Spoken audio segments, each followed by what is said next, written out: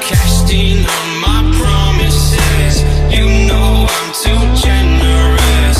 Now I've learned to never help you out. 'Cause I'm done cleaning up your mess. Found myself in my regrets. I've become a little stronger now. A little stronger now.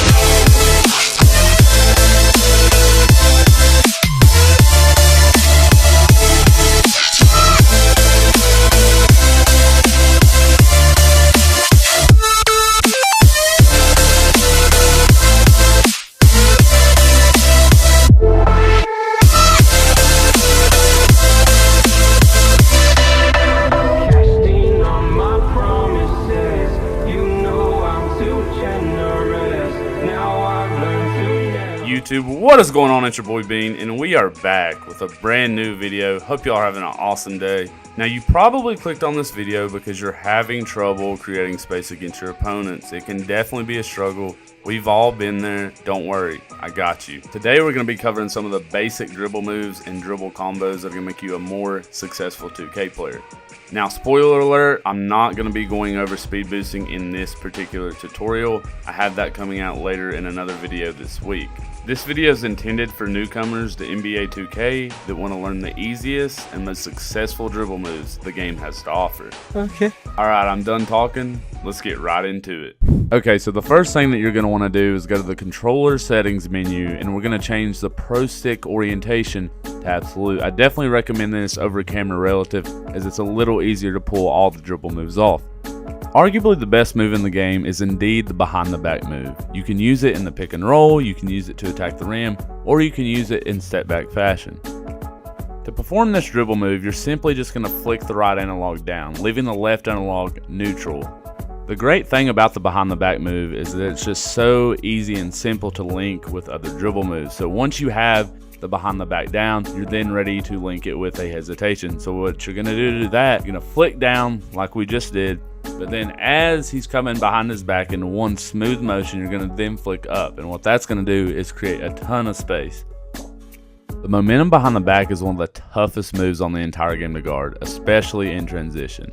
Now, to do this move, you're going to flick down on the right analog like we did in the first two, but this time you're going to have to make sure your left analog is pointing towards the rim. If you do not, you will end up doing a behind the back step back instead of a behind the back momentum. Now, you also want to make sure you let off turbo when you flick down. If you do not, you will do a step back as well.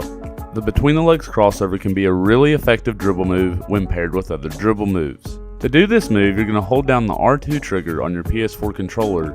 Then you're going to flick the right analog to the off ball hand. So if the ball's in your right hand, you would flick it left. If the ball's in your left hand, you would flick it right. Now, this move can also be linked with a hesitation, just like we did with the behind the back previously. You're just going to flick the right analog to the off ball hand while holding down R2, and then as he's going between his legs, you're going to flick up on the right analog.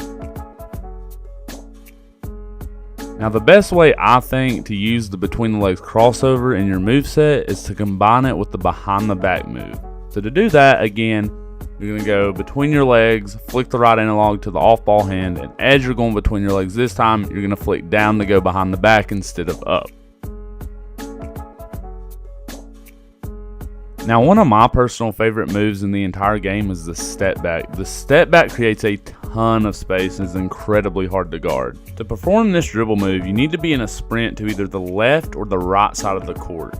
You need to make sure that the ball is in the hand of the side you're dribbling on. So if I'm on the left side of the court, I want the ball in my left hand. If I'm on the right side of the court, the ball needs to be in my right hand.